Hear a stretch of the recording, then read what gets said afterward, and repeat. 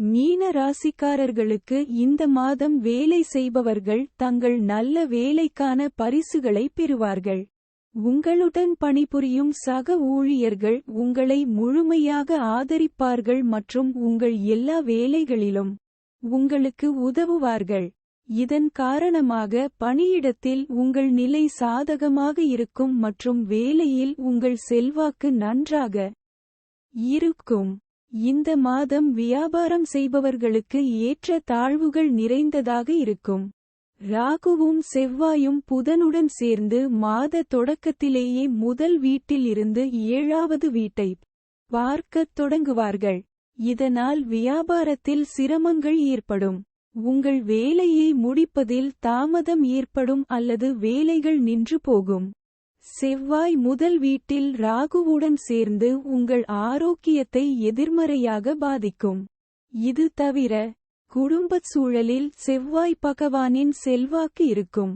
இது உங்கள் படிப்பை ஓரளவு பாதிக்கலாம். ஆனால் உங்கள் கடின உழைப்பும் உங்கள் போராட்ட குணமும் உங்களை கல்வியில் ஈடுபட வைக்கும். சூரியன் 2ஆம் வீட்டில் அதிபதியாகி சுக்கிரன் உடன் இருப்பார். இது குடும்பத்தின் சூழ்நிலையை நேர்மறையாக வைத்திருக்கும் மற்றும் குடும்ப உறுப்பினர்கள் தங்கள் பரஸ்பர ஈகோக்களை மறந்து ஒருவருக்கொருவர் உதவுவார்கள் மற்றும் குடும்பத்தின் சூழ்நிலையை நல்லதாகவும் இணக்கமாகவும் வைத்திருப்பார்கள்.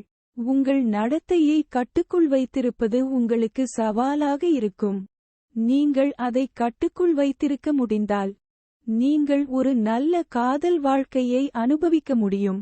இல்லையெனில் உங்கள் காதலியின் இதயத்தின் மென்மையான உணர்வுகள் உங்கள் ஆக்ரோஷத்தின் கீழ் நசுக்கப்படலாம். இதன் காரணமாக உங்கள் காதல் மலரும் முன்பே மூழ்கிவிடும்.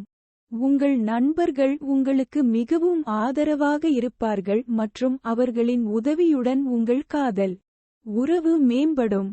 ராகு, செவ்வாய் மற்றும் புதன் ஆகியவை மாத தொடக்கத்தில் இருந்து உங்கள் 7வது வீட்டில் தாக்கத்தை ஏற்படுத்தும்.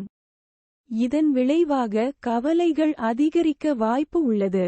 உங்கள் வாழ்க்கை துணைக்கு இடையே வாக்குவாதங்கள் மற்றும் சிறு சிறு விஷயங்களில் சண்டைகள் வரலாம்.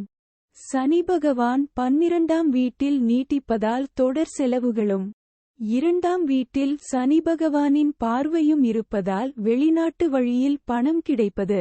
பணத்தை மிச்சப்படுத்துவது நல்லது. வெற்றியையும் பெறலாம். உங்கள் ராசிக்கு அதிபதியான குரு 3ஆம் வீட்டில் அமர்வார். உங்களுக்குள் ஒரு சோம்பல் உணர்வு இருக்கும்.